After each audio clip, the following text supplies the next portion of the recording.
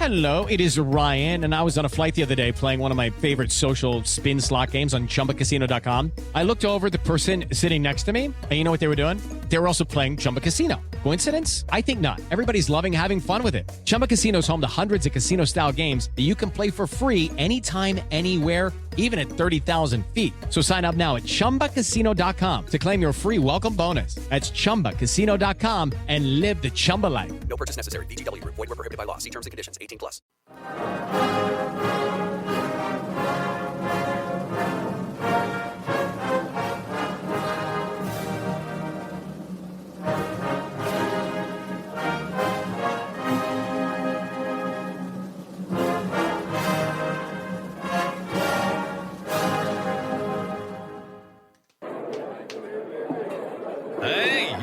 Hey, shh, calm down. The show is about to start.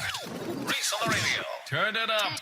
Turn it up low. Turn it up loud. It's like a dream come true. Turn on your radio. Reese is on the radio. Yeah, bitches. Due to the nature of this program, discretion does not exist. It's Reese on the radio. Right now on WTIC News Talk 1080. Okay. For those of you who listen to this show regularly, I can promise you from the bottom of my heart, this is going to be a great show. Now, I'm going to fix this thing behind the scenes because apparently Facebook is not up, but that's okay. It doesn't matter. You can go elsewhere. Just go to reesontheradio.com so you can watch the show. We'll fix it during the first break. But I got so much stuff to get into today. I promise you, you will not go away dissatisfied with the Reese on the Radio program. Sometimes it's good, sometimes it's great, sometimes it's just par. But I tell you today, we just got so much stuff. I'm going to try to do a little bit of local stuff, but there's just a lot of national news going on. And as a bonus, because I love you folks, we're going to do Negro nonsense a little early. We just have to. We normally do it on Thursday, but we got a lot of it, so we have to get into it. I can't wait a day. But today's opening monologue, man, I got to tell you, I hear these bozos screaming and hollering about this guy from El Salvador. What's his name? Kilmar Armando Abrego Guadalajara Consuego Garcia, whatever his name is. And this guy, according to judges and police and others, this guy is a member of MS-13. And everybody in the world is defending him. And I sit up here and I go, you know what?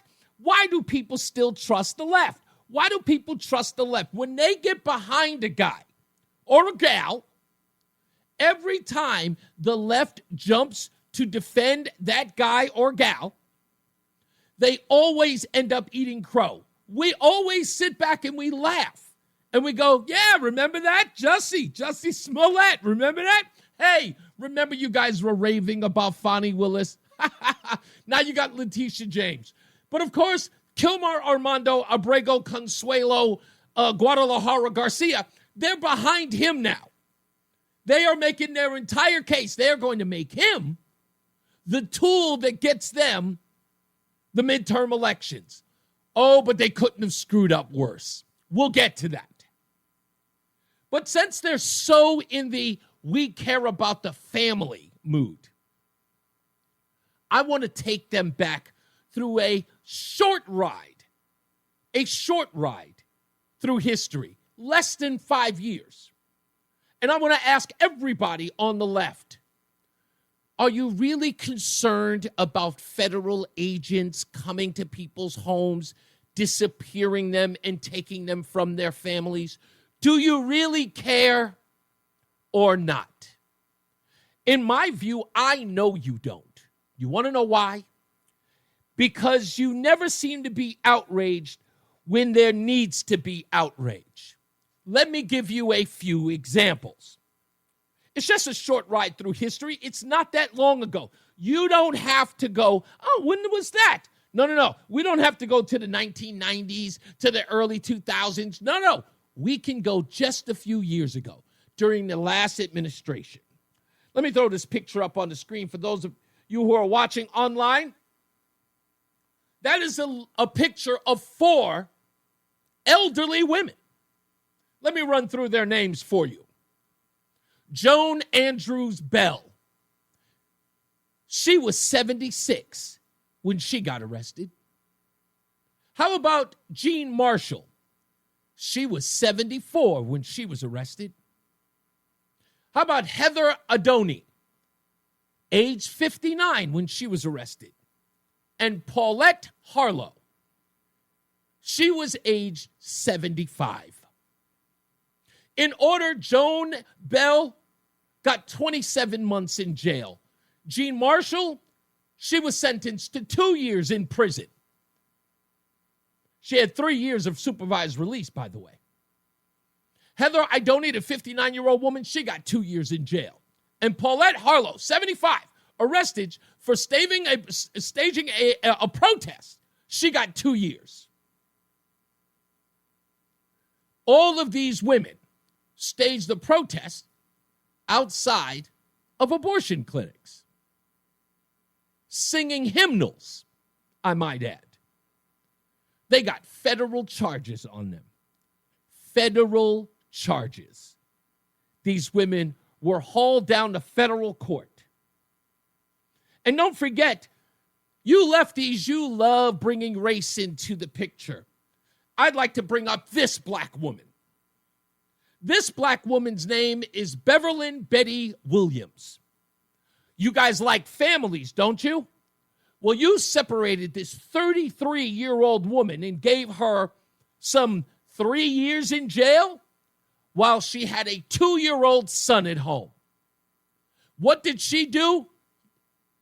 Like her predecessors, she protested an abortion clinic. Yeah. She protested an abortion clinic, but she was separated from her 2-year-old child to serve years in prison. You didn't protest for her. You didn't even have to go to El Salvador. She was right in the country, but none of you stood up for her. You seem to care about family men in Maryland, but you never showed up for that young lady. And then there is the piece de resistance. Since you like fathers who take care of their kids, I'd like to introduce you again to a guy who is the father of 7. His name is Mark Hawk, out of Pennsylvania. Don't recognize him? Doesn't ring a bell? Let me remind you of who he is and what federal agents under the Biden administration did to him, courtesy of Josh Hawley.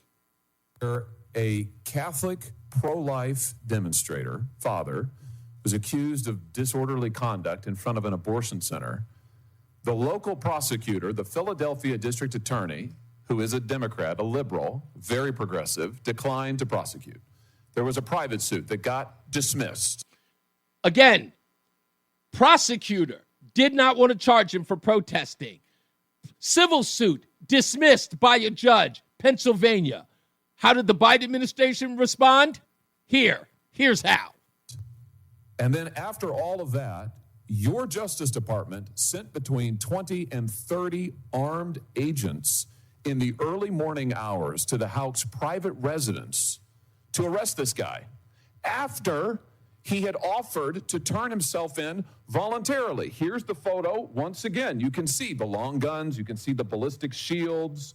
You can see that they're wearing bulletproof vests. Let's take a look at the hardened criminals that your Justice Department sent these armed agents to go terrorize on that morning. Here they are. Here they are at Mass. Here's the 7 children with Mr. Houck and his wife. In this early morning, they were all at home. Mrs. Houck has said repeatedly the children were screaming. They feared for their lives. You got these agents demanding that he come out. They've got the guns, she said, pointing at the house and at them. He has offered to turn himself in. And this is who you go to terrorize. That's who they terrorized. They showed up at his house and terrorized him. Long guns, scaring his children. I didn't hear anybody protesting on the left. I didn't hear anybody advocating for him at all. No one stood up for him. I don't remember any of you mentioning it. I remember everybody on our side mentioning it. I know I mentioned it. That's what I love about being a Republican, because our emblem is an elephant, and an elephant never forgets. And it probably doesn't help that I'm petty. I'm real petty. Here's the other part, and this is the part that I really, really love about all of this. While people are running around defending Kilmar Armando Abrego Consuelo Guadalajara Garcia, we realize that Democrats have one singular problem when it comes to illegals. They allow them in the country and they don't even vet them, no matter how much we ask. It also turns out to be true when they're defending them. They don't vet them. The left likes to say, believe all women. Well, guess what? They should in this case. Because according to court records, Jennifer Vasquez, the wife of Kilmar Armando Abrego Garcia, has filed domestic violence protective orders against him. Not once, but twice. A year apart from each other. Once in 2020 and again in 2021. A protective order she filed.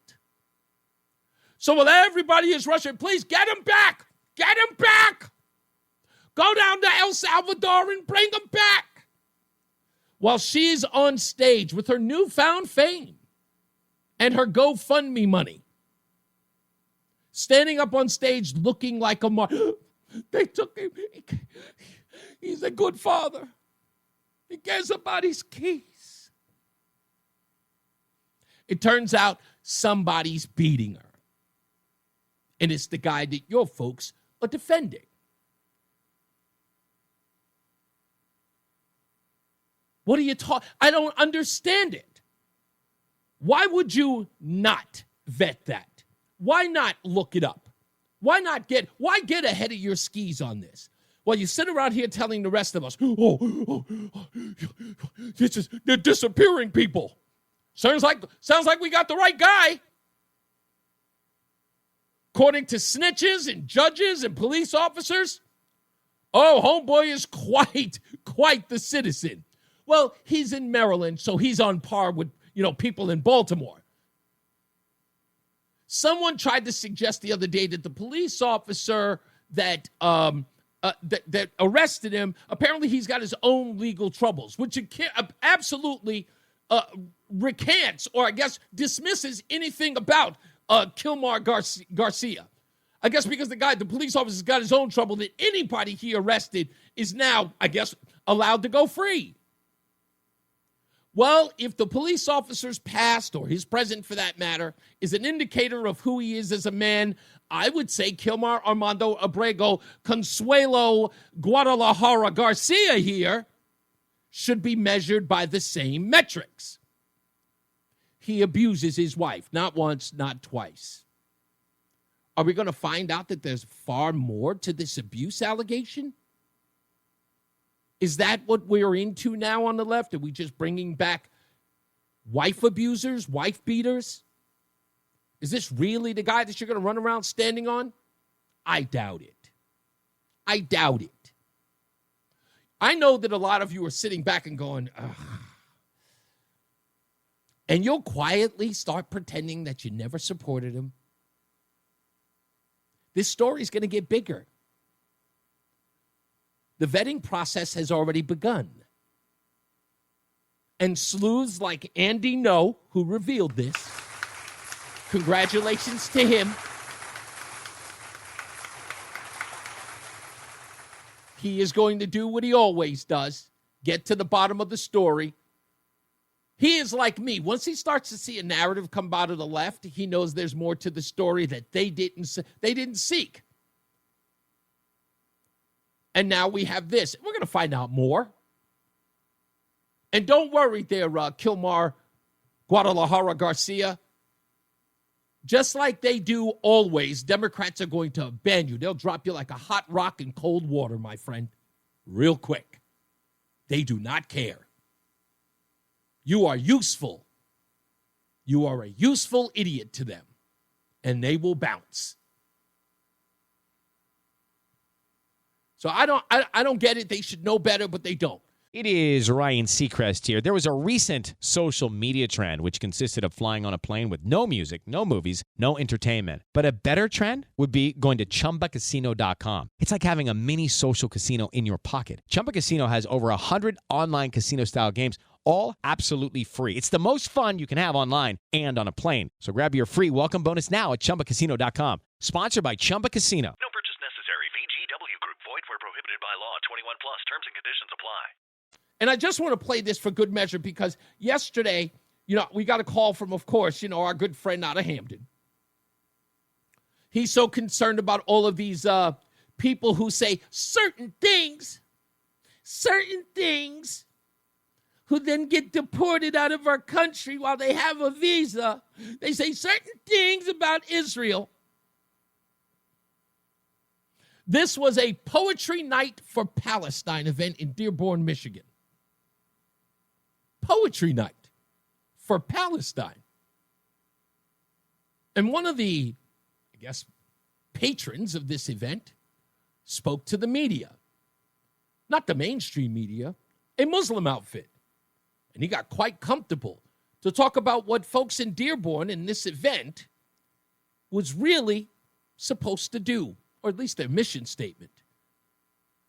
You guys are going to bail on this guy, Khalid Mahmoud, real quick. And I told you, these folks aren't here to do anything more than to tear down the United States. Their free speech that you keep defending it. You're only assisting them by handing them the matches to which they'll use to burn down this country. The message for the people of Gaza is going to be more of the message that should be sent to the people here, in that they have achieved victory. We haven't done anywhere near enough. And the people here, I promise you, we do feel ashamed. We do feel like we're not doing enough. We do feel like change needs to come, because change must come. And in the form that it must come is that this empire, the American empire that's been hurting our people since the beginning, the imperial Western powers that have been hurting our people since the beginning, they must fall. And inshallah they will fall. And my message to the people of Gaza and the oppressed peoples across the world is that there are people here, both young and old, who are going to be willing to fight and are willing to put their lives and everything they can on the line to bring these empires down, because they must come down. Yeah, a unified message from folks like Khalid Mahmoud. Empires like this must come down. And they have some very, very eager adversaries who are American citizens in college and universities across the country who say, yeah, that's right. It all needs to come down. It's crazy, right? It's crazy. These young people, they're easily influenced, especially by these folks.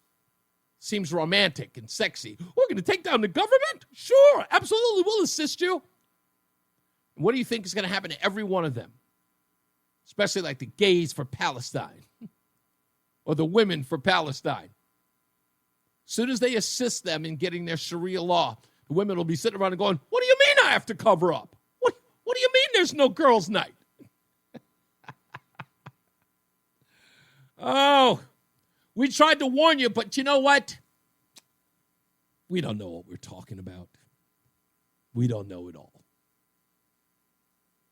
ATS, I'll address you on the other side of the break. Trying to finish my monologue. We got more news, more views. Negro nonsense coming up very soon. Got plenty of stuff on that one. I got a message that says that Karmelo Anthony's family is not spending the money on an Escalade, according to reports. I'll put a pin in that nonsense when we get back. So stick around for it. All right, it's Reese on the radio.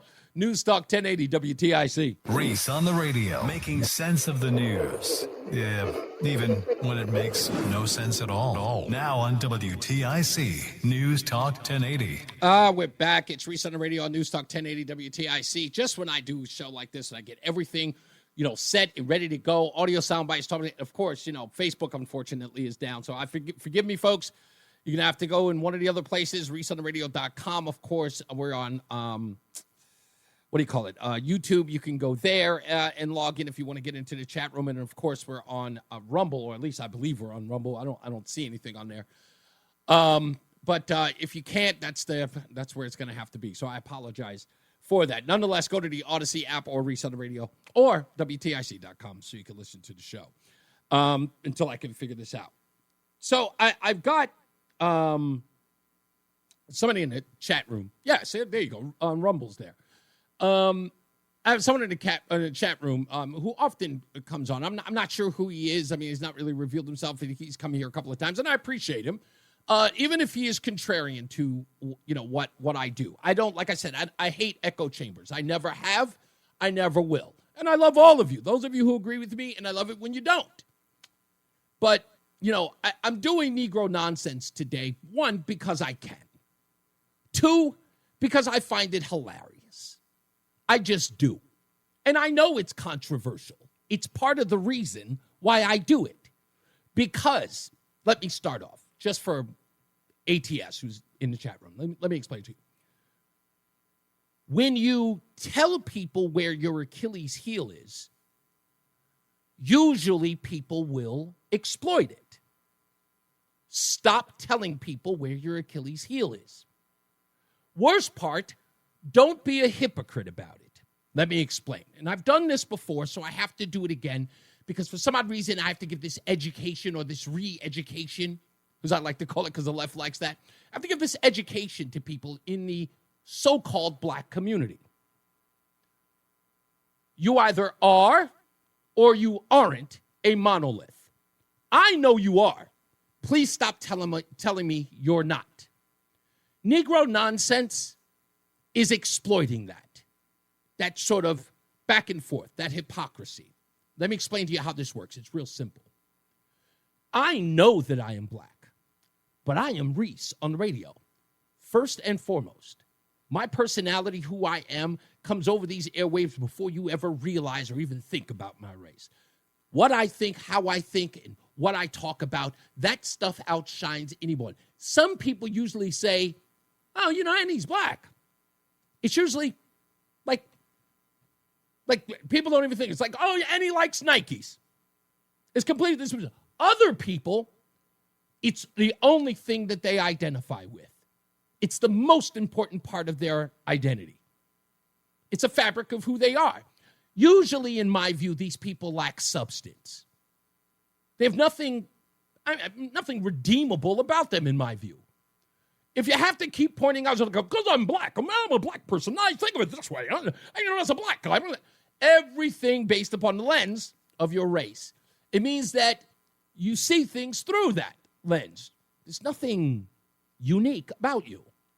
You're just black. Well, hell, there's 48 million people out there just like you. How does that make you different? If you're just going to be black, what's the use? Of course you're going to get angry when I point out things like that. That's me exploiting it, the Achilles heel, if you will, making fun of it. We're all individuals. But when people do what I call typical nonsense within the African-American culture, that is what I'm exploiting. It's not like you don't hear me rag on there. I got stuff on Ned Lamont. Chris Murphy, I'm practically making my bread and butter here about Chris Murphy. He ain't black. I go after everybody. But I know you're not supposed to go after the sacred cow, the minorities. Especially as a black man, I'm supposed to protect them at all costs. For what? Who are they protecting? They ain't protecting me. They damn sure ain't protecting you. Go to the hood. Let's see whether or not they have that kumbaya moment when you walk around the corner and say, hey, look, a black guy. He's one of us. Protect him. That's not the case. Where's all the outrage when young black kids are murdered, die in the street? all the blood spilled all over Chicago? Huh? Where is it? In the Bronx, in Brooklyn. Where's all the outrage? Where's all the consternation? You're mad at me for saying words. Ain't nobody died based upon a word I said. There's never been any blood spilled on the ground because I've done a Negro nonsense segment on WTIC. No one's ever bled out. But real people are out there bleeding out. The reason why, and I said it before and I'll say it again, the reason why you go after me is because I care about the sanctity of life. Of course you can go after me. I don't shoot. I've got no reason to shoot you. I've got no reason to hurt you. The thing that you're concerned about are your feelings. But when real people die, you say nothing. When real children are extinguished, you say nothing. You see, that's where I rest all of my quote-unquote Negro nonsense and my consternation of BS on the show. I rest on that. That's how I sleep well at night. The fact that you can show your outrage towards me, but say nothing when there's real carnage happening in the street, when babies are dying every day. Hello, it is Ryan, and I was on a flight the other day playing one of my favorite social spin slot games on ChumbaCasino.com. I looked over at the person sitting next to me, and you know what they were doing? They were also playing Chumba Casino. Coincidence? I think not. Everybody's loving having fun with it. Chumba Casino is home to hundreds of casino-style games that you can play for free anytime, anywhere, even at 30,000 feet. So sign up now at ChumbaCasino.com to claim your free welcome bonus. That's ChumbaCasino.com and live the Chumba life. No purchase necessary. VGW Group. Void where prohibited by law. See terms and conditions. 18 plus. And not just on the street, in the womb too. You got nothing to say at all.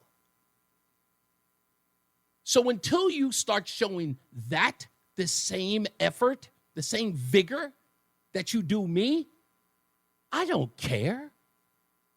I'll never care.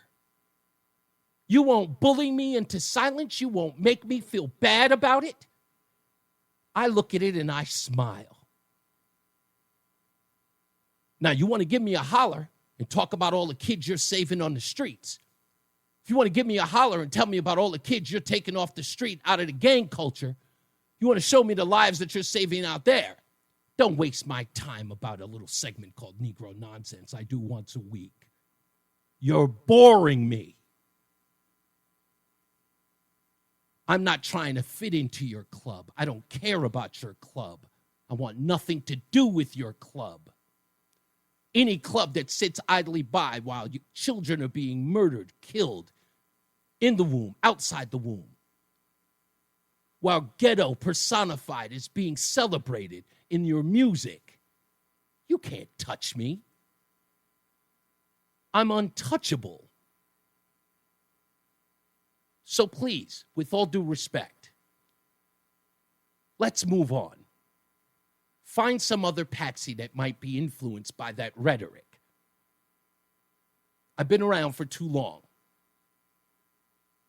And if I may say, I'm being treated quite well over here.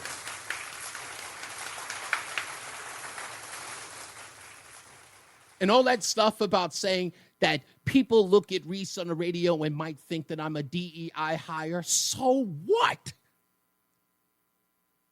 What people think about me is none of my business. It's what I think of myself that matters. You see, I have a strong sense of self. I know who I am.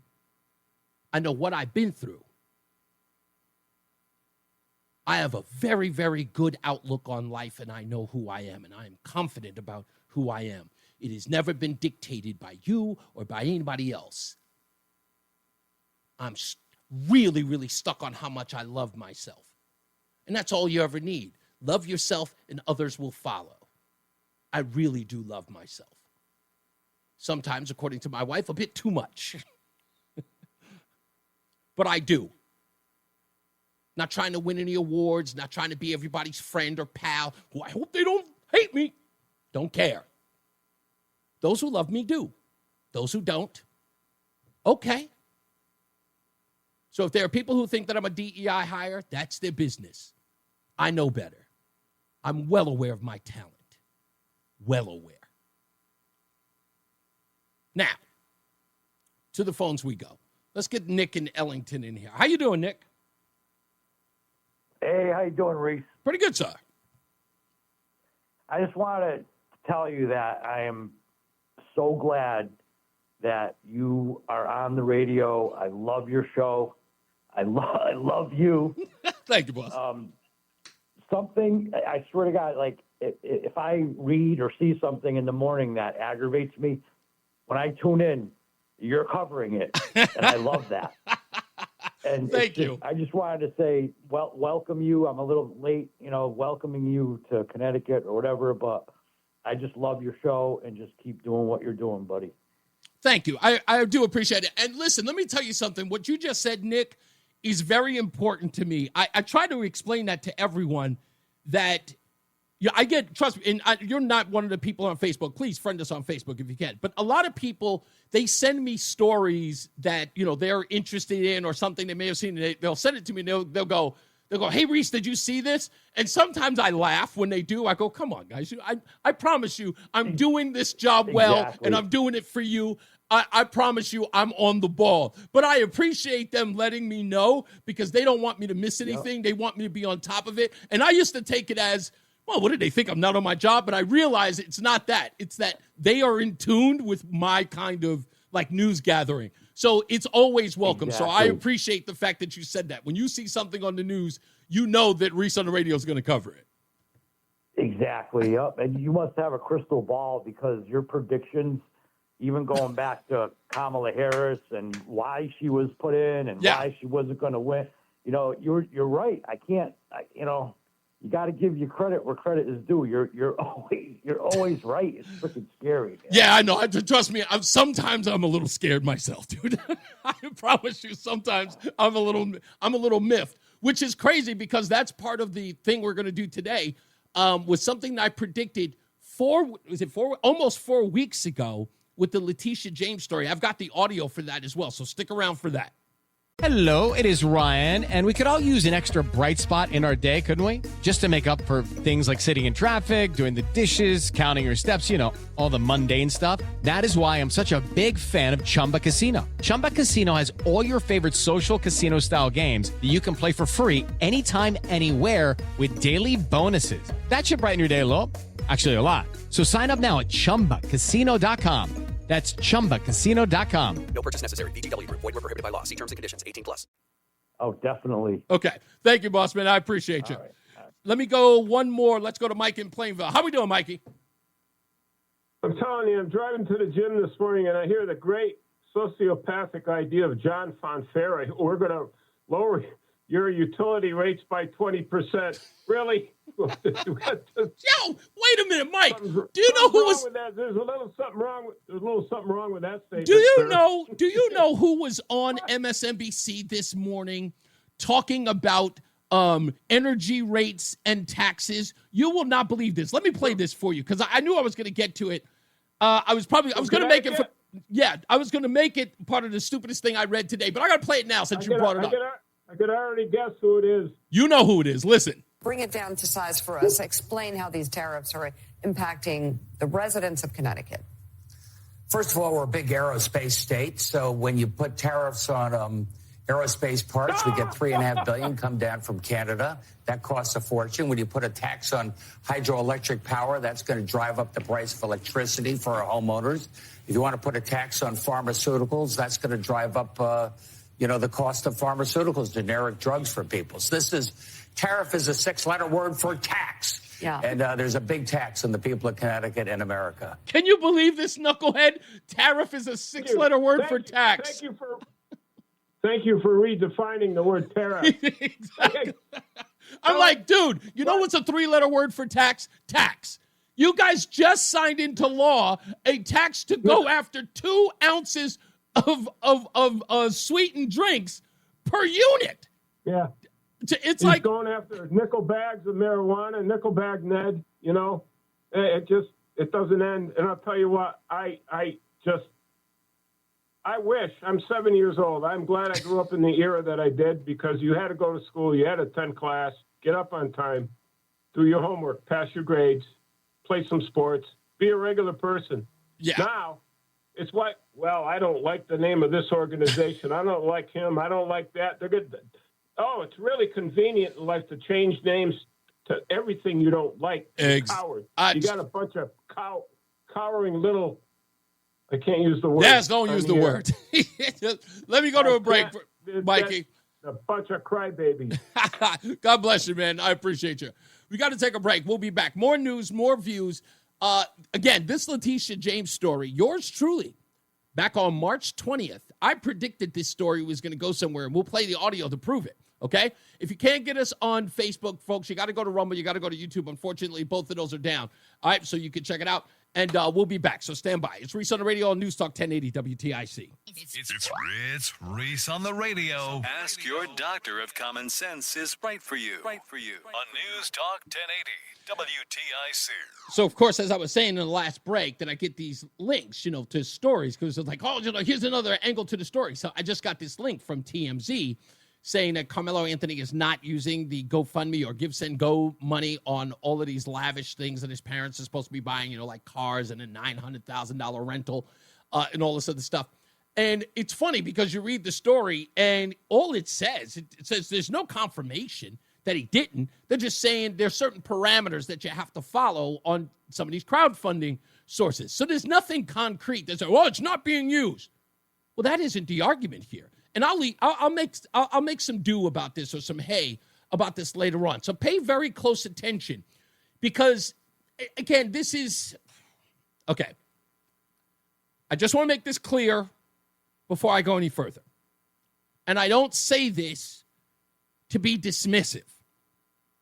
It is not your job as listeners of this show or any talk show for that matter to do research. You are not the producers at MSNBC or CNN or Fox News for that matter. That's not your job. You gather the news that comes to you. And sometimes it comes to you at breakneck speed, and you just receive it. And you'll see it, and then you'll share it. It is my job, always my job, especially when I'm on this microphone, to vet it. It is my job to do that research. Why? Because as you just established, or we just established on the phone, is that I'm usually making predictions on the show. I never wanted to be that guy. But I started opining about things, and then sure enough, I ended up being accurate. I don't rest on it. If it's not something that that really comes to me or it doesn't make sense to me, I won't make a prediction about it. But usually when I do, I try to be, and I'd say at least 9.5 out of 10. I'm on point. The reason why I vet it is because I've been wrong in the past. Okay? I was really, because I didn't care. I, like you, treated it like I was just receiving information and I was reporting on it. I don't like doing that. I hate that. It's embarrassing when you're wrong. And some people don't have at least the decency to apologize when they are. I do. So I try to be wrong, few and far between. I told you guys that these crowds that were showing up were paid for. I delivered the evidence.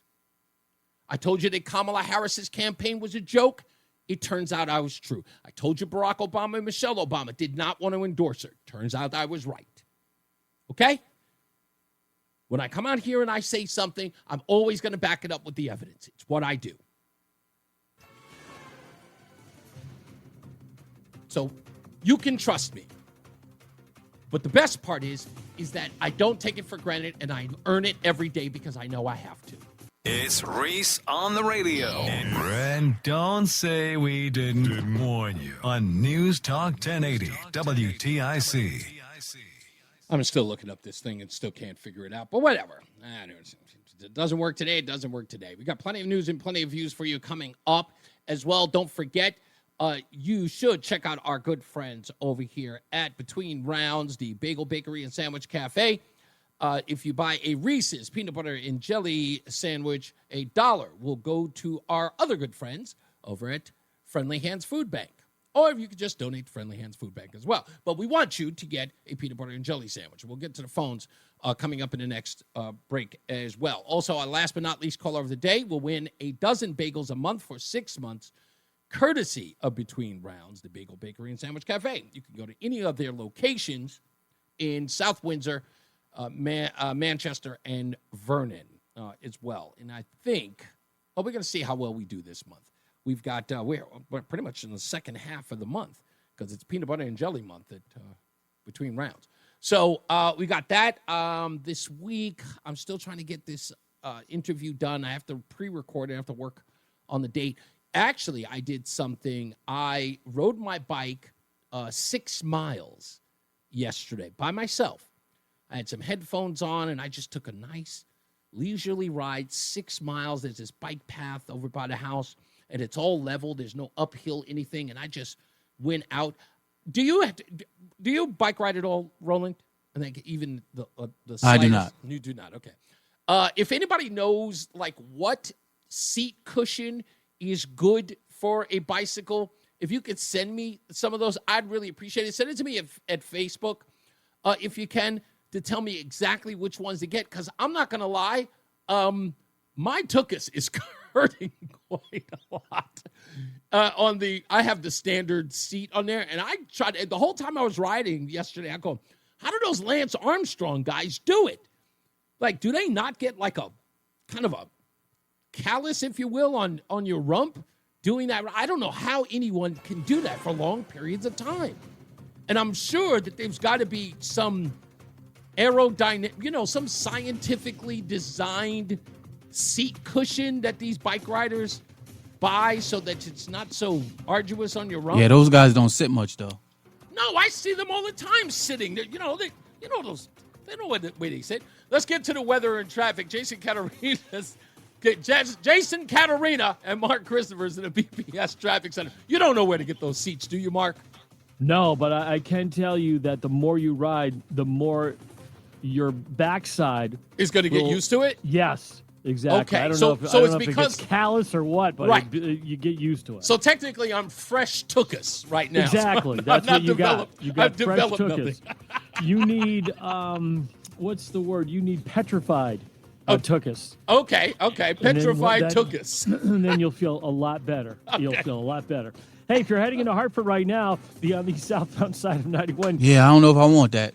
From 34 down to 32 A and B again. WTIC weather.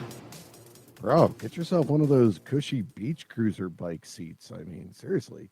But I think some of those guys actually have like some padded rump shorts. I could be wrong, but I think there's some extra padding in their shorts. But I digress.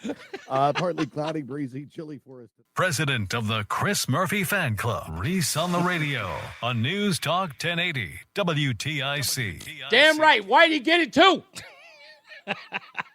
It's Reese on the radio on News Talk 1080 WTIC.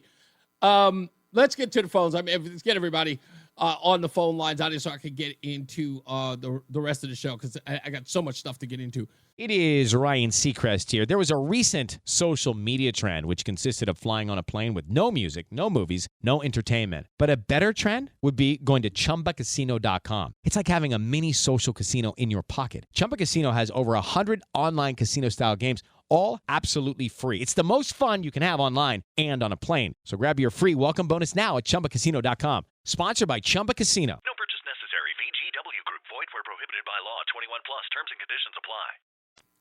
That I have prepared, but the phone calls must be taken care of when they're called in. Let's go to Dave in Branford. How are we doing, Dave? Well, Reese, I do all right. I'm a little grumpy about the new tax on soda. Yes, why not? I am not a heavy guy. I am a perfect shortstop, 160 pounds. Not bad. And we drink soda. We drink soda occasionally, for holidays. Sure. My guests expect it. And when we have pizza, we get soda. And the 2 cents per ounce sounds very benign and very small. And I am disgusted with the way it's being promoted, and they're lying about it. So I won't disappoint you. Yesterday's New Haven Register, a story by Ken Dixon, mentioned numerous times a tax on sugary beverages. Right. An implementation of a sugary drink tax. Health detriment of sugary benefits. If we see sugary drinks banned from the federal benefit, because Trump is thinking about not letting you buy soda with your SNAP That's fund. correct. So the point is, it is not a tax on sugary drinks that will give you diabetes or gain you weight. Mm-hmm. It is also a tax on the non-sugar, zero-calorie, the diet drinks. Correct. It is a flat-out tax on soda of all kinds. That is correct. Why are they continuing to hide behind this? It causes diabetes. It causes weight gain. Well, the sugary stuff does, but they're taxing all the soda. And here's the point that we need to make. It's $1.35 on the 2-liter big bottle of soda. Correct. Reese, the soda I buy, I buy the cheap store brand. Right. It costs me 99 cents for the 2-liter jug. And if I buy the middle grade soda like Polar is a brand, those are 2 for $3, $1.50 a bottle. Sure. The tax is going to be higher or equal than the price of the product. Correct. That is outrageous. And don't That's forget, outrageous. you brought up a very key point about the SNAP program provision, or at least the prohibition, I should say, in the SNAP program for sugary drinks, right? So if you're a welfare recipient of any kind, you cannot buy that soda. You can't buy those sugary drinks on the SNAP program. And as I mentioned before, when you and I talked about this before I took your call last time, you remember what I said the beverage industry is going to do, because the tax is not going to the consumer or to the store. It's going to the distributor, who will then exactly. They will the wholesaler increase. will collect it. The volume is going to go down, and your point was the tax will double because they're not getting the money they thought. And if the SNAP program thing actually happens, they'll be forced to have to increase that rate from the 2 cents to possibly 4. Let me make a final quick point, and I'll end. It's kind of a joke. Yes, sir. When Hyundais get stolen, it's not the crook's fault. It's the Hyundai. It's not good enough's fault. When guns hurt people in street violence, it's the gun's fault. It's not the juvenile who's the trigger man. Right. And when certain foods make you fat, it's the food's fault that you're fat. Exactly. My suggestion is, instead of taxing a food that everyone buys, fat and non-fat, I am not fat. Why should I pay the tax? Why don't we just directly tax the fat people? Right. We'll call it the fat guy tax. Actually, no, we'll just call it the fat tax. And I agree with you. That's exactly what it should be called, the fat tax. You're 100% You right. have a good Easter if I don't get a hold of you, before. Bye. Thank you, Dave. Dave in Brantford with the New Haven report here on Reese on the radio. I always rely on him. He's fantastic. Jim in Wellington's on the line. How are you, sir? Yes, sir. I'll tell you what, 2% on soda. Okay, what's to stop anybody from saying 2% on anything you buy? Correct. Based on whatever reason they want to come up with. Correct. And I think that's the up with part. any reason. That's the crazy part about all of this, is no one is taking into consideration what Dave and I were just talking about is, they wisely went after the distributor because they knew, and that you can't ask anybody in legislature because they'll never answer it. Did you take into account that the distributor, knowing that they were going to lose volume in sales, that whether or not they were going to increase their prices to make up for that tax? No one even thought about it. No one even asked. Yeah, and then another thing, just off that subject, if you don't mind. No, you good. This senator from Maryland that's going down to El Salvador. I'll tell you what, this guy can travel 1,800 miles to El Salvador, represent an El Salvadorian citizen. Yeah, but he can't bother to drive 45 or 50 miles to go see the woman whose daughter was destroyed. Yeah, whose family was destroyed. Yep. And isn't it interesting that the left continues to advocate for the possibly worst among us, or the worst policies put forward? Never do they stand up and say, hey, we screwed this up. We were wrong about this. We were wrong about that. You could pick any subject, and see who the left is advocating for. And I'm talking about the loony left. Yeah. While the quiet left sits there and lets it happen. You know the old saying, right? Evil persists when good men do nothing. That goes for the left, too. Did you hear this story? I don't know if you heard the opening of the show, but this Kilmar Garcia guy, again, with Van Hollen going down to El Salvador to seek his retrieval. We just got a report from Andy No, Fox News has already confirmed it, that this guy Garcia has abused his, wife, Jennifer Vasquez, once in 2020 and again in 2021. She got a restraining order. I did hear that. I did hear that on your show in your opening there. I did hear that. And it's, like I said, once again, these people are on a hamster wheel of just totally irrelevant. It's every time I hear somebody open their mouth, I think of a hamster running on a wheel. Yeah. They can't run fast enough. They can't run or talk fast enough about everything that's wrong with them. Look, I tell them, look, I understand the biggest problem about this, Jim, is that there are so many people on the left. They get so many things sort of inundating. Like they believe there's so many things coming at them so fast that they forget the last time that they were forced to believe in some hoax. Every time turn around, everything that they put all their weight behind turns out to sucker punch them. Jussie Smollett. Yes. It's like no matter what. Care. Yeah, they don't care. It's of no difference because that's not in the intellect for which they're trying to explain their positions. It's just one position. Go to the next hamster. We'll spin the next wheel. Yep. We got to know. It makes no difference. It makes absolutely no difference at all what they're bringing up. It doesn't, because they don't care. Or they just have no ability to understand it. Yeah, you're 100% right. I think thank you, buddy. I think the interesting part about this with the hamster wheel, as Jim is talking about, I think the biggest problem with that is, and with them is, look, when everything is a tool to make a point, you just move on to the next one. Like you really have to care. Because let me put it this way: if you really cared about a subject or an issue, and it was that dire to you, your cause, and what you believed, no matter what happened, you would stand by it until you were proven 100% wrong. And then the usual thing to do is, wow, I saw that the wrong way. But two things happen when it is provably wrong. You abandon it completely and jump to the next one, or you pretend that the reveal never happened. Trayvon Martin, Mike Brown, George Floyd.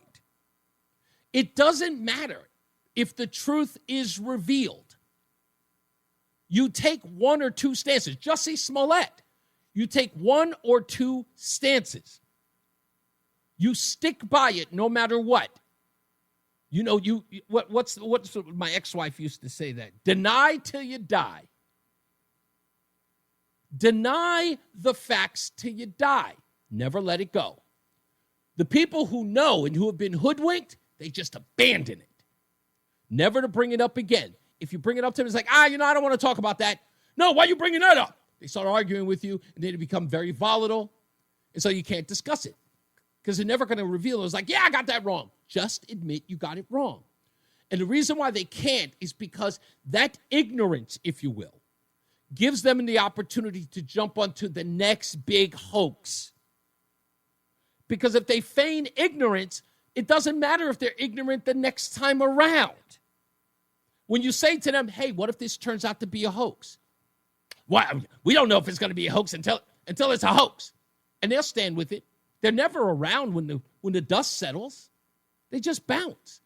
Sandra Bland, anyone? There are plenty of these stories over and over again. People just disappear. And they do. It's sad, but it's 100% true. Let's go to Adam in East Hartford. How are you doing, Adam? Okay. I may have caught him off guard. Dan's in East Wind. No, not Dan yet. I apologize, Dan. Let me go to Tim on his cell phone. How are you doing, Tim? Yeah, you're right. They say deny. Yeah. But a little off topic. The bottle deposit in Connecticut went up to 10 cents, which I get, that's a nice thing and all. That's a good thing. Where does all the money go that people don't deposit, get the return? Doesn't it go into the general fund? I think that's correct. In other words, you're saying like when garbage grabs them, aren't they supposed to be separating that stuff? Well, yeah. So they were. I don't think they did it because they want more bottles returned and people to get the money. Right. They get the extra money. That's correct. Just something so small, they get more money. It's just don't bother to look at that. That's what we're doing over here. It's a good thing. Don't worry about it. But they just get more money. Yeah, so I talked to a couple other guys years ago before you were here, and I've always asked, what do you do to fix this? And they say you got to vote. But I think Connecticut's beyond voting. There's something else that has to happen. You are 100% right about that, my friend. And I, you know what? If you ever notice, and I don't know if I've been here long enough, or if you've listened to me long enough to say this, one of my biggest arguments that I've said on these airwaves and others is that you hear these people in these award shows, right, at the Grammys. You'll hear, big ass Lizzo getting up on stage going, y'all need to vote. That's what y'all need. And they never tell them what to vote for. They just tell them to vote. No idea. And that's my response to everybody in politics. If you need people to vote, do not be vague. You have to, and that's how I know who's worthy of me getting to vote for a particular thing, because you have to you have to express what it is that I'm voting for. I don't want to just vote for some guy because you think that they're cool. You got to tell me what exactly I'm voting for, which always is exposed when that person says it. Hey, what do you want me to vote for? They go, just vote because it's important. Okay, so you have nothing beyond just go to vote? Yeah. So Republicans need to do that just as well as Democrats. We can't tell people just to vote. We have to tell them what we're voting for. We have to tell them what elections we're voting for. Why are we voting for this person? What's the measure we're trying to get through? Then people will go out and vote, and then they have not only a consistent message, but they have a consistent vote that actually gets this stuff out of the way. People know what they're voting for. I don't even know if that's going to work. It's beyond that. It's never going to vote in the way that we need it to. I don't think it can. It's too far gone. Well, once we get rid of electronic voting, if we can get rid of that, that's a start. And I'm hoping that we're on pace to do that. I'm hoping we're on pace. Why would they do that? They wouldn't be able to go the way it does. You're 100% right. It's going to be a slow burn. It can't happen overnight, but you know what? We got to keep working on it. That's the way that I see it. We're dying here. I know, dude. I know. Every day.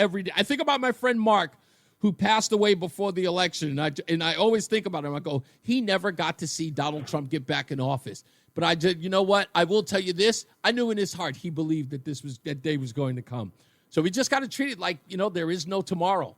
That's the way I got to treat it. Like there is no tomorrow. Yep. Thank you, buddy. Well, just keep hoping. Yeah, exactly. Yep. Thanks again, Tim. All right, we'll take a break. We'll get some more phone calls in here when we can. Negro nonsense when we return as well. You're going to like this one. I got plenty of stuff on it as well when we return. Jason Katarina, he's got your weather, and Mark Christopher. And by the way, Jason, great advice. Mark Christopher's in the BPS Traffic Center. Hey, Mark. Stay locked in. Reese on the radio is on WTIC News Talk 1080. All right, when we come back, we'll do, of course, Negro nonsense. I was going to do the stupidest thing I did today, but, of course, my phone call earlier with Mike made me reveal what it was. I'll just play it because some people may have missed it. This is Ned Lamont on Morning Joke on MSBET talking about taxes, concerned about tariffs is a 6-letter word. Tariffs are a 6-letter word for taxes. Bring it down to size for us. Explain how these tariffs are impacting the residents of Connecticut. First of all, we're a big aerospace state, so when you put tariffs on aerospace parts, we get $3.5 billion come down from Canada. That costs a fortune. When you put a tax on hydroelectric power, that's going to drive up the price of electricity for our homeowners. If you want to put a tax on pharmaceuticals, that's going to drive up the cost of pharmaceuticals, generic drugs for people. So tariff is a 6-letter word for tax. Yeah. And there's a big tax on the people of Connecticut and America. Ryan Seacrest here. When you have a busy schedule, it's important to maximize your downtime. One of the best ways to do that is by going to ChumbaCasino.com. Chumba Casino has all your favorite social casino games like spin slots, bingo, and solitaire that you can play for free for a chance to redeem some serious prizes.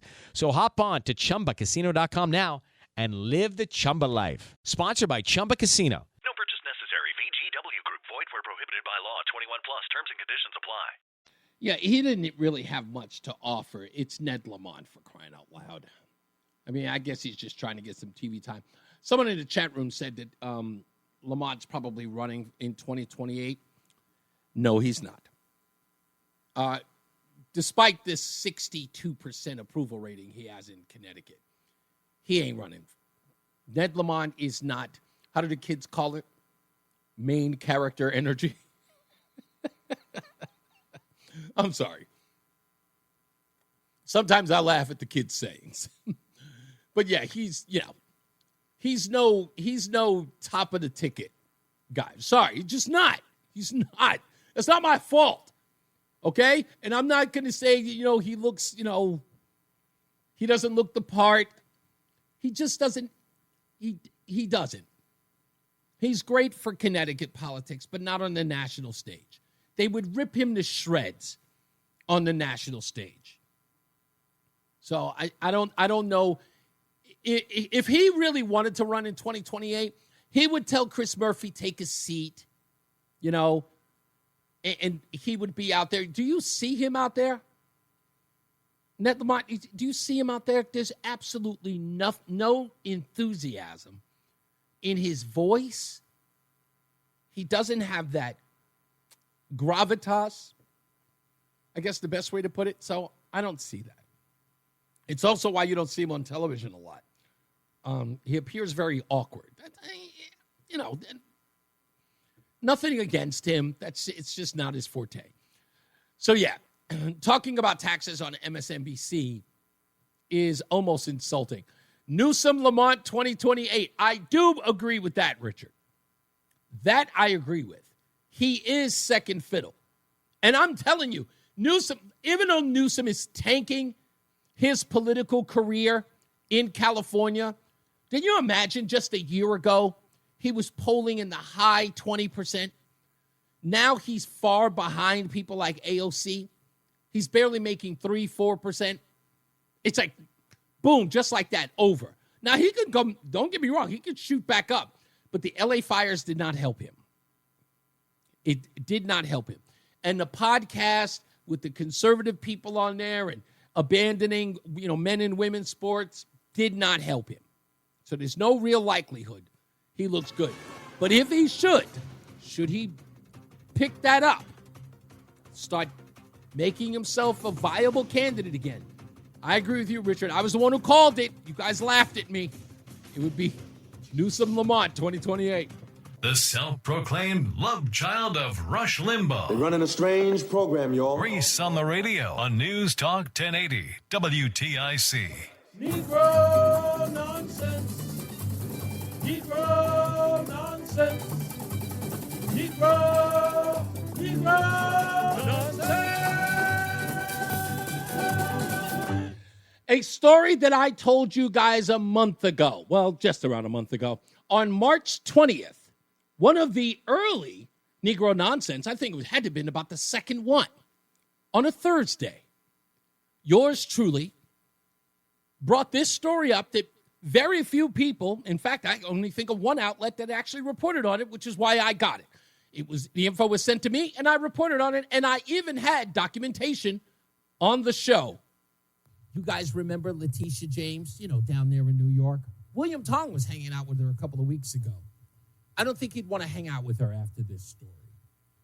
So according to certain news outlets, they've revealed that New York Attorney General Leticia James obtained a federal government HAMP loan in 2011 to refinance her apartment building based on false unit information and a highly questionable hardship claim.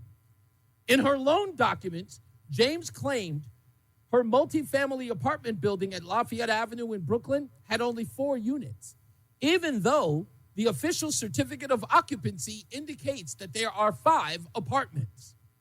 This may seem like a minor point, but James's false claims helped her obtain a 2.7% government-backed HAMP loan unavailable to landlords with more than 4 apartments in a given building. James also claimed financial hardship to qualify for the loan, despite having an income of over $126,000 in 2011. But that's not even the worst part. There seems to be a pattern of possible mortgage fraud in regard to Leticia James.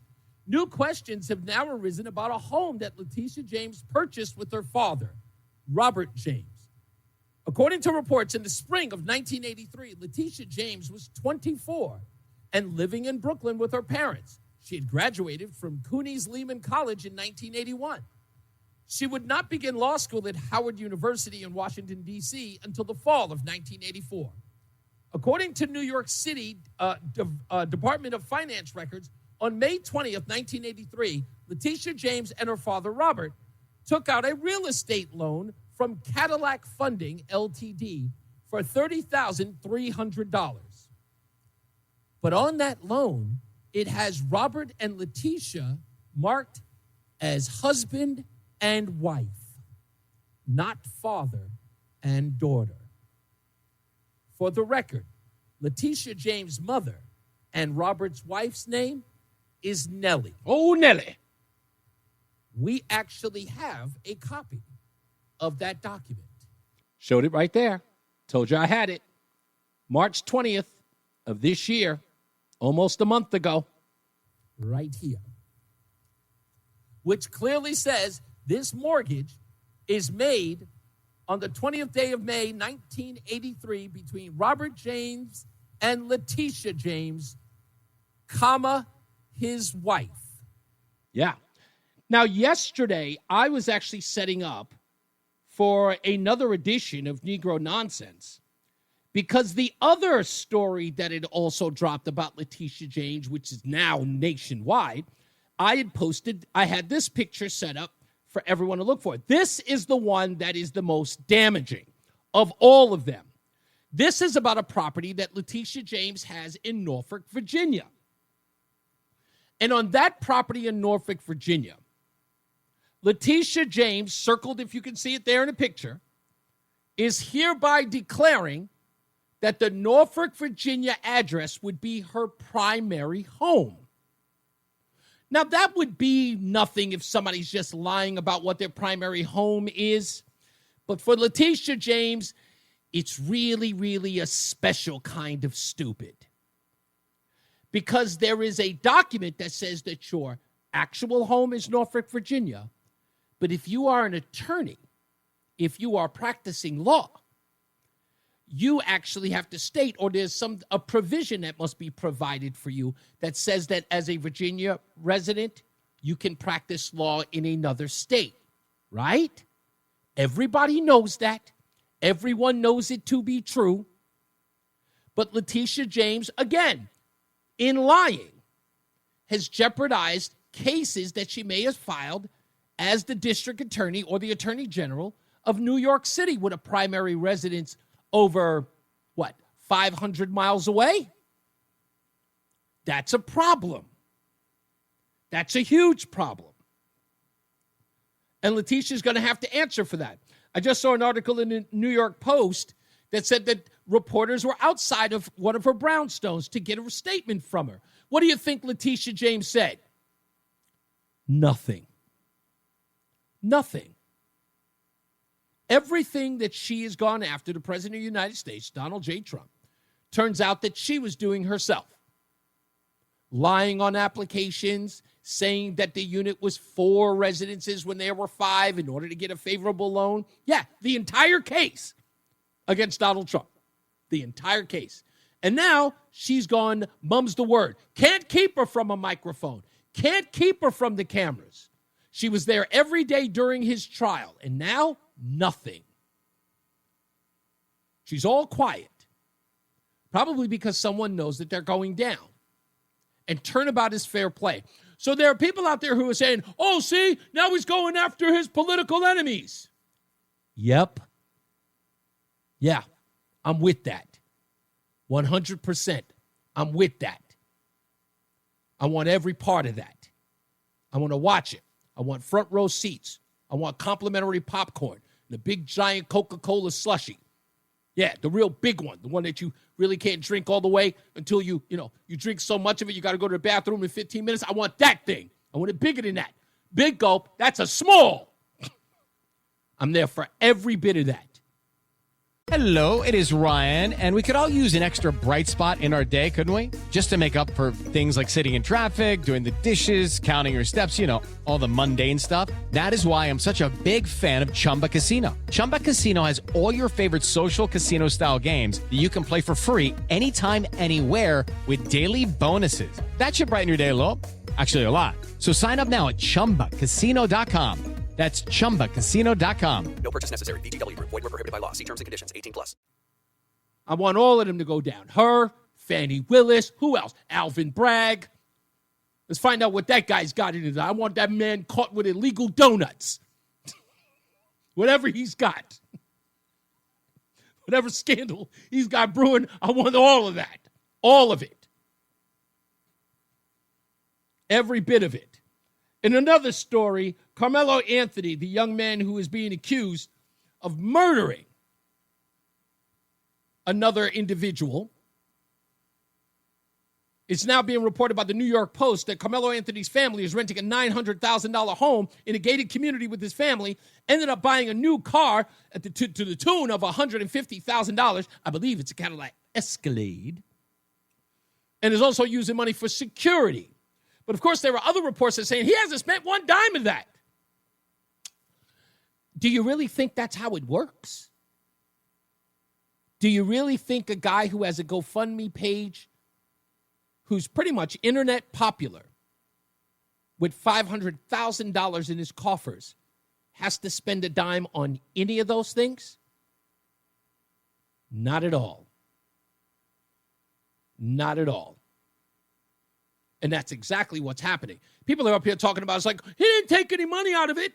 That doesn't matter. It's like winning the lotto.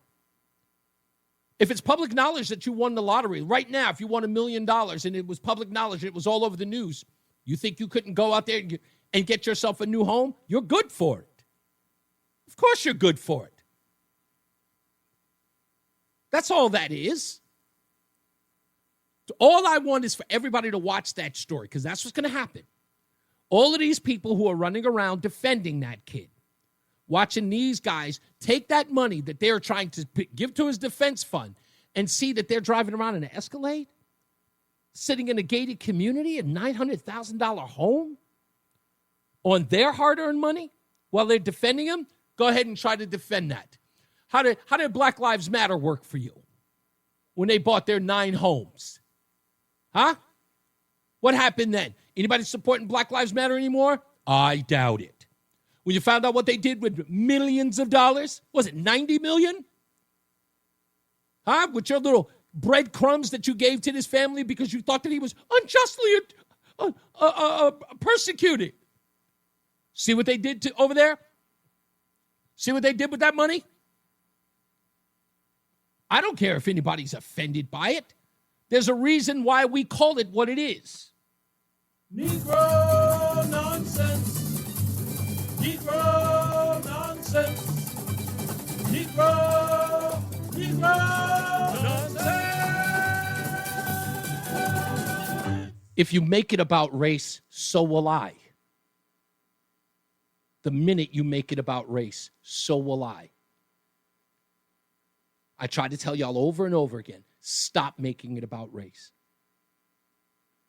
You're making it about race so no one will criticize you. So I make it about race so I can criticize you. That's how it works.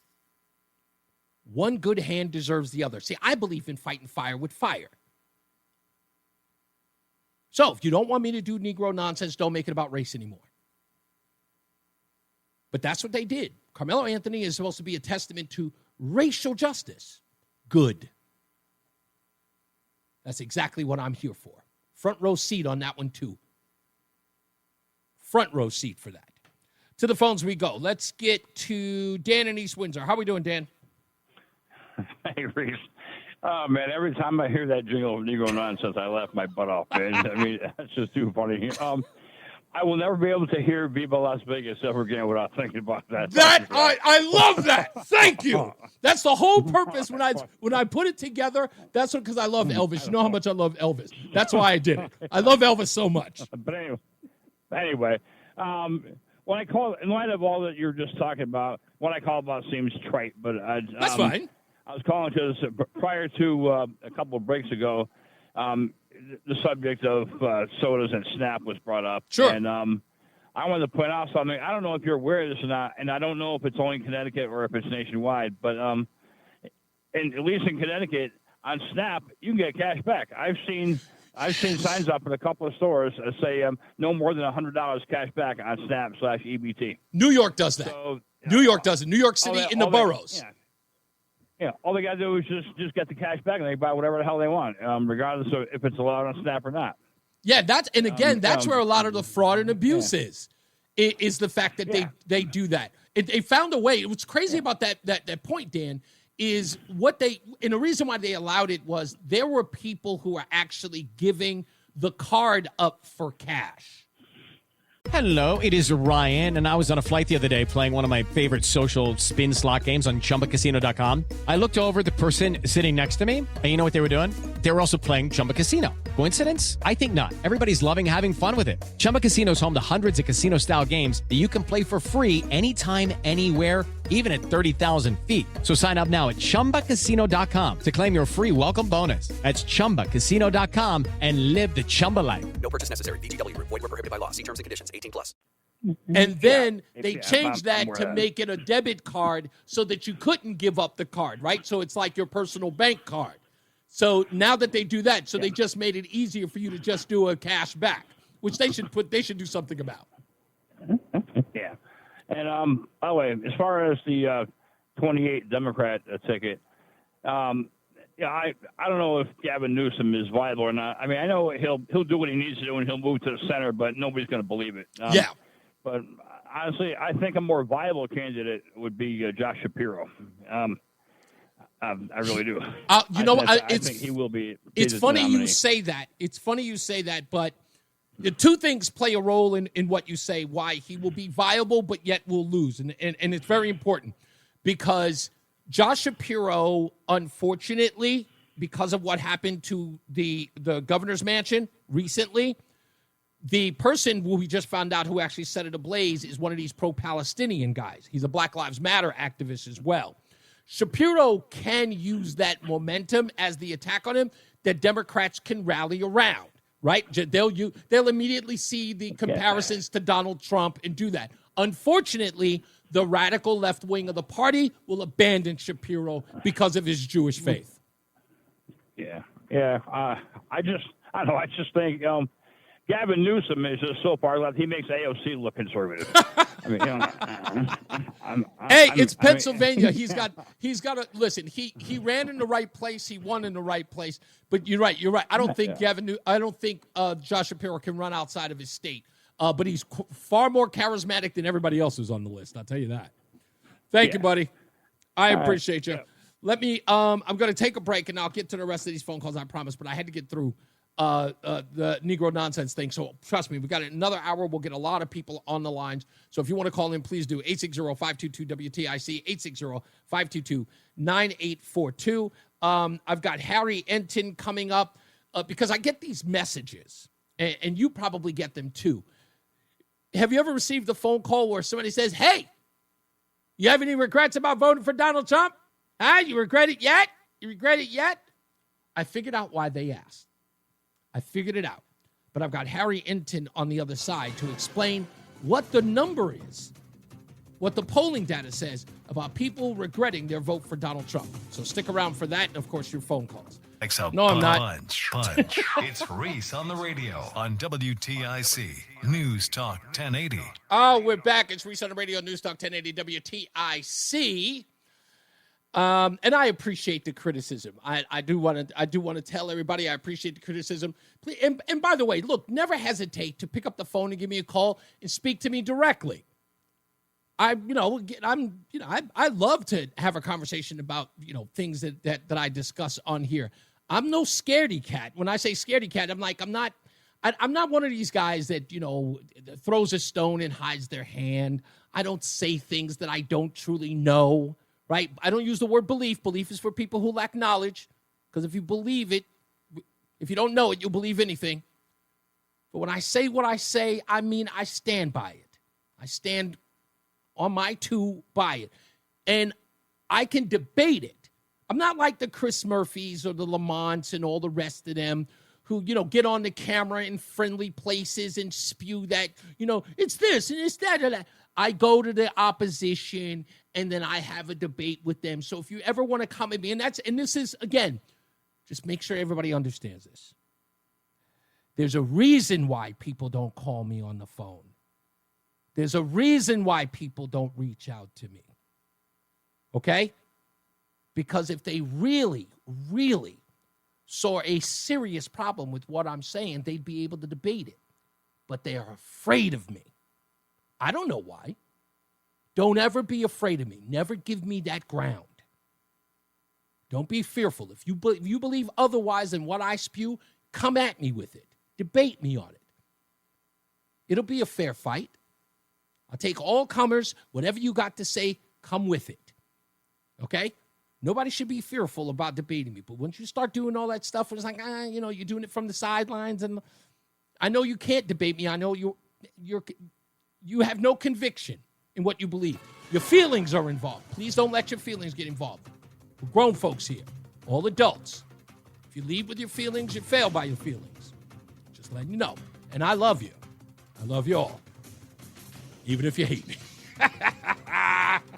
Reese on the radio is getting ready to drop some knowledge on WTIC News Talk 1080. Robert. Yeah, man, we're going to drop that in a minute. So, Roland, did you use the term maggot? Was that the term? Was that the term? Something like that, yeah. Okay, because somebody in the chat room says, because they were listening, of course, behind the scenes. By the way, if you're listening, if you go online and you're listening to the show, you can hear behind the scenes where we're doing a commercial, because sometimes we'll talk and I'll be talking to the people in the chat room. You might even hear my wife and I talking. And so apparently somebody called and said something about, did they say I was a maggot or like my maggots? Was that the term? Do you remember exactly what the term was? No, he's saying he's spreading out. out. Spreading maggot type stuff. Something along that line. Was that what it was? Or do you not remember? It's not if you don't. Nah, something like that. Yeah. Okay, all right. I like, again, I don't want to get anywhere wrong. I don't. Casting the aspersions thing. That means no one's got any real basis for what they're arguing. It's like, argue the facts, right? Don't make it about me. I'm not the story. Leticia James is the story. All right? Karmelo Anthony is the story. Making it about me means that the story bothers you. That's all that's about. It's like, don't expose the story. Don't air the dirty laundry. Don't talk about him in that way. If you're making it about me and not about the story, it means the story is getting. The story has a get, and it's getting to you. I understand that. Don't worry about it. It's all right. What did Gayle King say after she did her little ride up in space? When you do better, you'll be better. Whatever that nonsense means. Let's get back to the phones. 860-522-WTIC. Let's go to Adam in East Hartford. He's back. Hey, Adam.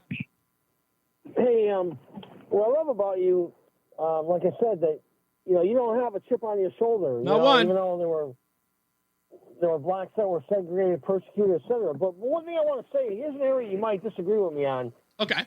Now, as I said before, that a lot of times that a white police officer is prematurely judged, especially by the liberal press, if he shoots a black man that's in the process of committing a crime. But here's what I have to say.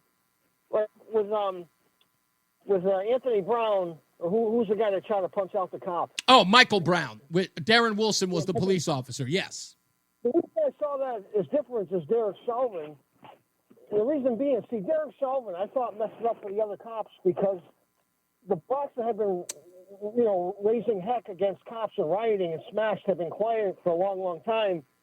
And you can correct me if I'm wrong, but with Chauvin, they believe it wasn't racist, but that he might have been jealous that the big black guy was a big security guard, a lot bigger than Chauvin. But I'm just saying in my mind, Reese, that Chauvin could have had the knee on the back. Why do you just have the knee on the back for 8 minutes? Let me tell you. Okay, I want you to do this. This is what I want you to do. I'm going to give you some homework, Adam.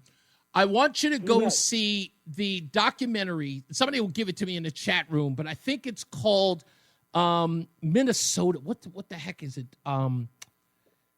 It was the documentary in Minnesota, and I will get it. before the show is over. But there's a documentary about the whole thing that happened there with Derek Chauvin and the evidence that proves his innocence. We already have a judge there who is going to relook at this case because there is evidence that the now deputy chief of police is being called back because she perjured herself in the Derek Chauvin trial by saying the procedure that Derek Chauvin used on George Floyd was actually in their handbook.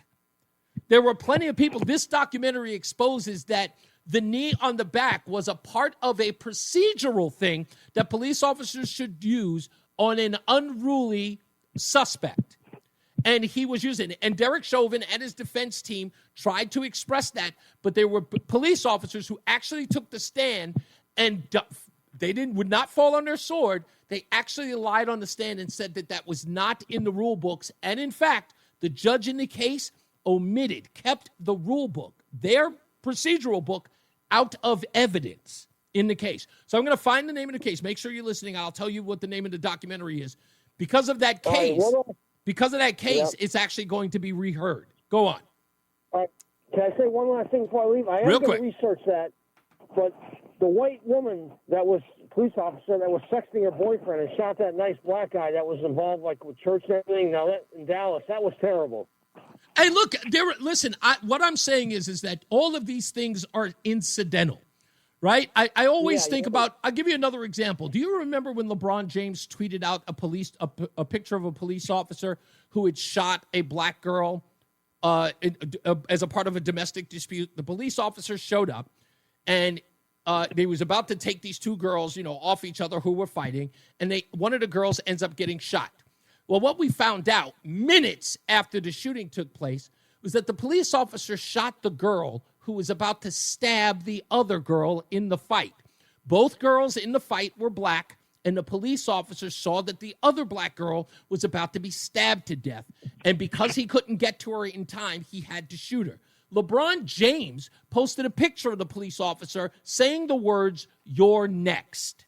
Hello, it is Ryan, and we could all use an extra bright spot in our day, couldn't we? Just to make up for things like sitting in traffic, doing the dishes, counting your steps, all the mundane stuff. That is why I'm such a big fan of Chumba Casino. Chumba Casino has all your favorite social casino-style games that you can play for free anytime, anywhere with daily bonuses. That should brighten your day a little. Actually, a lot. So sign up now at ChumbaCasino.com. That's ChumbaCasino.com. No purchase necessary. VGW Group. Void where prohibited by law. See terms and conditions. 18+. Now, was LeBron wrong? He was 100% wrong. So black exactly, against white. Exactly. Yep. And because the police officer was white, LeBron didn't even care that the woman that he saved ended up being a black girl who was about to be stabbed to death. That's why I don't fall for this nonsense. When you make it about race, I do too. That's why I say that. So, and again, look, I'm just a defender of what's right. Forget all that racial, tribal nonsense. I don't care about it. Anyway, but thank you, buddy. Let's go to Tom in Thomaston real quick. Hey, Tom. Hey, hello, Reese. What's up, buddy? For Mick, about comment. You like knives at all?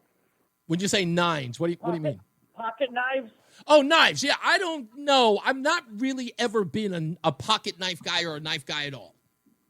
Oh, Chase Knives is having a run of peanut butter and jelly knives. No way. Very small run, and they're exclusive. And now, they're selling out in 4 hours when they're put online on Smoky Mountain Knife Works. That sounds great. Now, why is it a peanut butter and jelly? Why is it a peanut butter and jelly knife? Is it because is it made in kind with the using for making peanut butter and jelly sandwiches? No, it's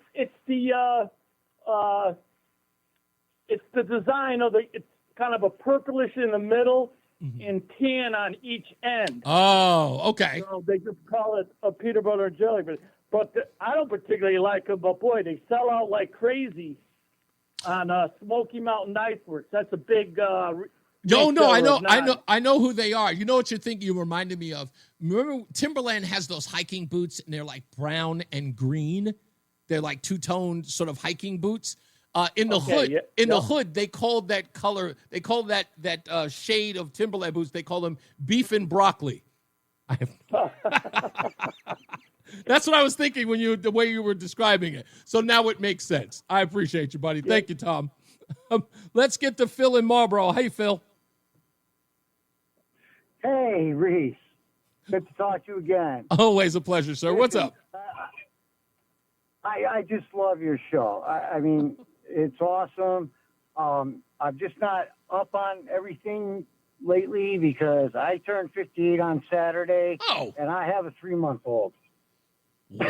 Stop it. I have a three-month-old baby. Wait. How old are you again? 58. 58? And my wife wouldn't let me have a baby. I congratulate you. I got a 21-year-old also. Now, you do understand that you are going to be 78 before you no longer pay for this child, right? It doesn't matter. Well, I put my life down. I hear that. Of course. He's such a beautiful baby. But going back to my first call to you, I think I'm going to have to start a 12-step program for Tim and you. Why? What is wrong? What's wrong? I heard him again. I can't take it. He wasn't here today. He wasn't here today, probably because he heard my opening monologue and he wanted nothing to do with me today. So he didn't show up because he came here talking all this nonsense the other day about all these people being disappeared. Yesterday. Yeah, yesterday. No, he didn't come back today. It was yesterday. So I've literally destroyed every one of his arguments over the last I guess the last couple of hours. So no, you're not going to hear from him until next week. I feel so bad for you. I know. Please don't at all. Phil, congratulations on the baby, and all the best to the missus as well. So congratulations. Yeah. Thank you, buddy. I got to go to Frank in Newington before I go to Frank in Woodbridge. How we doing, Frank? Frank in Newington? Buddy, you there? Yeah, that's me. Hey, what's going on, buddy? Hey, two things. First, try this on your peanut butter and jelly sandwich because this is how my wife makes it. Okay. She puts peanut butter on both pieces of bread and then puts the jelly in the middle. That way the jelly doesn't sob, make the bread soggy. Yes. And everything, and you get it in there and it don't fall out. The other thing is this is going to educate your listeners. Okay. Okay, food stamps. Originally in food stamps, soda and chips and other snacks were not allowed. Right. Because food stamp was designed to give nutritional food to people who needed it. Correct. That's why you had cheese, milk, eggs, fruit, vegetables, stuff like that. Right. It was the grocery stores and the corner stores that found a loophole. Right. And what they did was they decided to consider chips, snacks, a soda, anything like that as groceries. Correct. Not snacks. Correct. And food stamps will pay for groceries. And you know what was the argument there? You know what? All these people had all this stuff. Frank, now, do you know what? Watching Ohio. What's that? Hold on real quick because you make a very, very good point. The reason why they extended the usage of the food stamps to the bodegas in the grocery stores were because they didn't have, the argument was, not everyone had an availability to get to supermarkets. They either didn't have the transportation, didn't have a car, shopping carts. They would have to travel very far. So some people needed meals at the ready. So grocery stores then were able to use it. I remember this vividly because I lived down the block from a grocery store, and I remember when the provision to use them, I remember every grocery store started putting up signs, "We accept food stamps," because that was before my time. Right. You couldn't even use them there. So that's the reason why. And you're right. It was the distinction that made it available, because on the inventory at a bodega or, one of these corner stores was the word grocery, and no one could dispute that when they handed in the tabs, to the food stamp companies, they could be saying, oh, they bought groceries, knowing damn well that neither one of those folks sold nutritious foods. They just overlooked it. Yeah, I remember, I had to go on it at one point, and I remember actually having dollar coupons. Yep. That you took out of a book. Yep. it wasn't even an EBT card, and it said right on it, these are the only things allowed. And those things had to be, rung up separately and paid for, and then you had to use cash to pay for anything else you wanted. Are you old enough to remember the plastic coins that came with food stamps? Yes. Never forget. I remember them. I'll never forget those things. Oh, yeah, I remember them. Now, here was something funny that I saw one time. I was watching, I think it was in New Jersey. They had a report of a store that was making deals for people to use their EBT cards to buy alcohol and cigarettes. Whoa. And the guy was charging like a surcharge.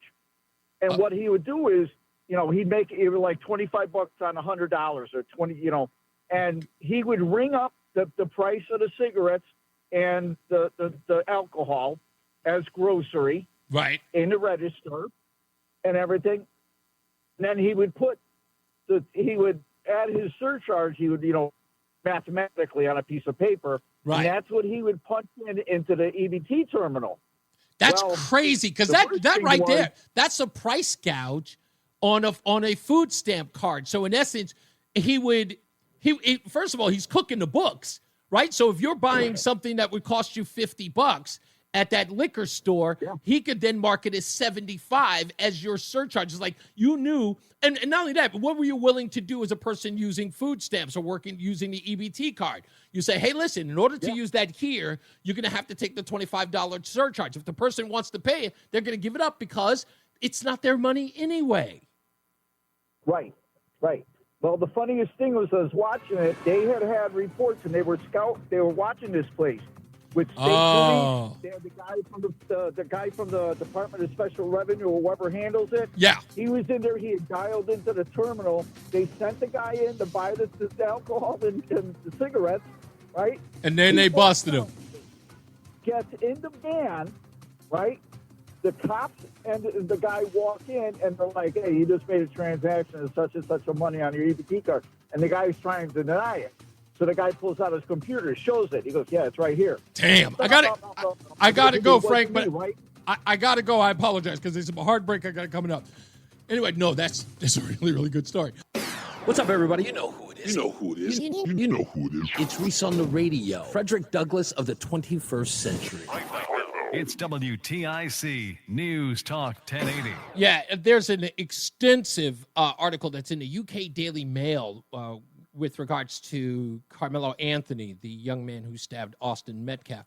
The UK Daily Mail has this story. This is, in fact, they were sitting outside of his home, and they have been watching as deliveries and everything's been showing up at the house. The new car in question, according to the UK Daily Mail, their article reads like this. He got a new car. If you look at the license plate, he's got a paper tag on it that says expires June 4th. The resident who asked that to remain anonymous shared. He actually took a picture of it. The lavish lifestyle is in stark contrast to the cash struggles of Anthony's father. It is Ryan Seacrest here. There was a recent social media trend which consisted of flying on a plane with no music, no movies, no entertainment. But a better trend would be going to ChumbaCasino.com. It's like having a mini social casino in your pocket. Chumba Casino has over 100 online casino-style games, all absolutely free. It's the most fun you can have online and on a plane. So grab your free welcome bonus now at ChumbaCasino.com. Sponsored by Chumba Casino. No purchase necessary. VGW Group. Void where prohibited by law. 21 plus. Terms and conditions apply. Andrew Anthony claimed to have in court where the parent claimed that he was the sole breadwinner. Prosecutors grilled Anthony over how he could not use more than $439,000 as of Tuesday night in donated funds for his son's defense to pay the $1 million bond. So according to this, and again, they're looking at the town, watching all the deliveries come by. People are getting food. They're looking outside the house. So just, I'll actually post it on my Facebook page so you guys can get a look at and read the article. People, again, and look, this is the part that I said earlier. Jumping behind Trayvon Martin, Mike Brown, George Floyd. You cannot convince people who are dyed in the wool, people on these subjects. It must be what we say it is. It must be. And instead of just taking the L, it's screaming and hollering for us to provide proof. Prove it, prove it, prove it, prove it. Never doing any of the research on their own. Why? Because if they do, what do they do then? If they actually realize, oh, then they have to do it all the time. But let me put it this way. I'm going to really, really be honest here. Drug addicts need drugs. They do, until they go into recovery. They need them. Alcoholics need alcohol. Can't live without it. Racialists need racism. Can't live without it. Can't. There's no cold turkey for them. To deny it is tantamount to death. That's what addictions are. And everybody's got them. Doesn't matter what it is. Doesn't have to be drugs. Doesn't have to be alcohol. It can be racism. It can be prejudice. Addictions are addictions. Everybody has them. And when something has to be what you think it has to be that thing, it's hard to let it go. Sometimes it's survival. Because once it's dispelled, how am I going to live now? I thought about that when I quit drinking. I said, am I going to be able to watch football anymore? Am I going to be able to go party and dance with my wife if I don't go and get a drink at the bar? How am I going to be able to do that? How am I going to live? That's been a fabric of my life. And then I actually started to realize it had nothing to do with the life. Nothing to do with it. That's how addictions work. And everybody has something that they're addicted to. Doesn't have to be just everybody's got the bad stuff they're addicted to. Same thing with sex. Same things with everything. If it's bad for you and you think that it's keeping you alive, fear of being without it, how can you let it go? Some people think that this racial divide, if they let it go, how will they be able to cope in life? If I can't turn my head on a swivel, how do I coast through life? If I let my guard down, that's when they'll get me. Sometimes you have to let that go. Sometimes you have to grab it, put it down, and walk away. Let God do the rest. I know a lot of people don't always believe in God, but let God do the rest. God's got you. You have no control over this at all. None. So stop acting like it. Let it go. And if you start singing that song from the Disney movie when I said it, if you're doing it now, you have a problem. Just letting you know that right now. Every time I say it in my house, my wife's. That's it. Let's go to my good friend Matt in Bristol. Hey, Matt. Hello, Mr. Hopkins. Long time. What's up, buddy? So, yeah, I just want to say something about those snap cards. So, you know, I've seen it a lot of times, and I've been into a lot of bogadas in my life. Yes, bogadas. Bogadas, yes. No, but seriously, so, yeah, a lot of that. So, first of all, like a lot of them, they have like a certain amount for groceries, and then they have a certain amount that's just straight cash. So if they're at the grocery store and they get cash back, it doesn't mean they're necessarily taking it off of the snap part, because a lot of them are like connected. Oh, you're saying it's connected to their overall, like in essence, they both can be one and the same, so to speak. Yeah. So my regular like the same card. Right. If I'm with Bank of America and I have an EBT card, these two are conjoined in some way? Well, like, so the EBT card, it'll say, okay, you have X amount of dollars per month for groceries, and then you have X amount of dollars just for dollars. Gotcha. Just straight cash. So I have seen that before with the. Okay, well, that's something interesting. It shows how out of step I am with the whole, what do you call it, a food stamp program. Like I said, I haven't been on it since I was a kid. And I'm way back in the, you know, as Wasim talked about earlier, the whole paper book thing, that was the bane of my existence. Yes, and that's why they stopped doing that, because it was embarrassing for people, which I do get. I don't get it. I think, listen, that's, it's sort of like, and I know it sounds crazy, I feel like everything in life should have a little bit of shame. Right? There should be, there are measurements of shame that a person should have.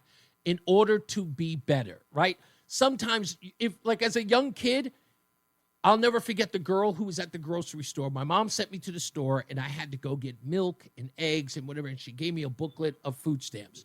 And then the next aisle was a girl who I went to school with, who was the prettiest girl in school, and she was actually noticing me. And I got to the counter, and she was at the other counter, and she turned around and looked at me, and she waved and said hello. And I was stuck, and I knew I was going to have to pull out those food stamps, and I did. And she laughed with her girlfriend, laughed so hard. Yeah. And you know what?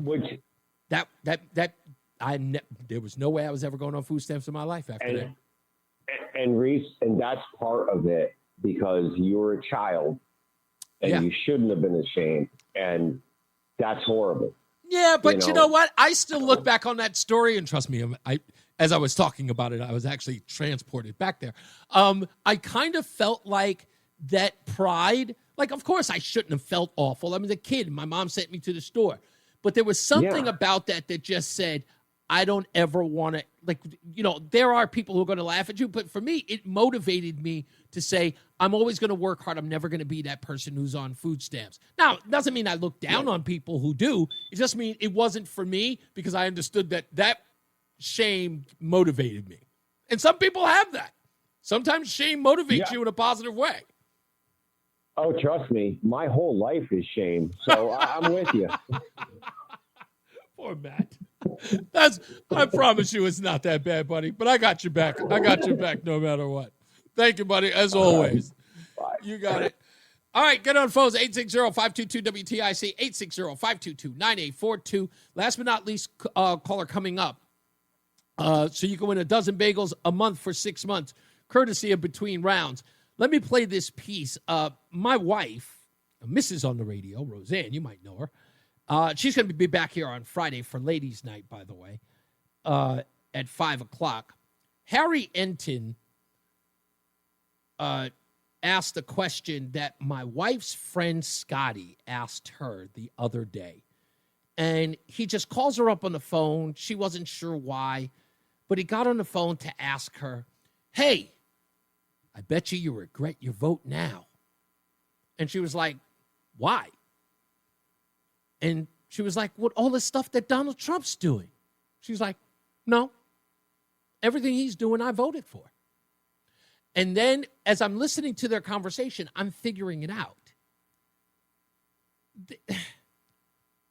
We have spent all of our time understanding what Democrats think, feel, how they act, why they act.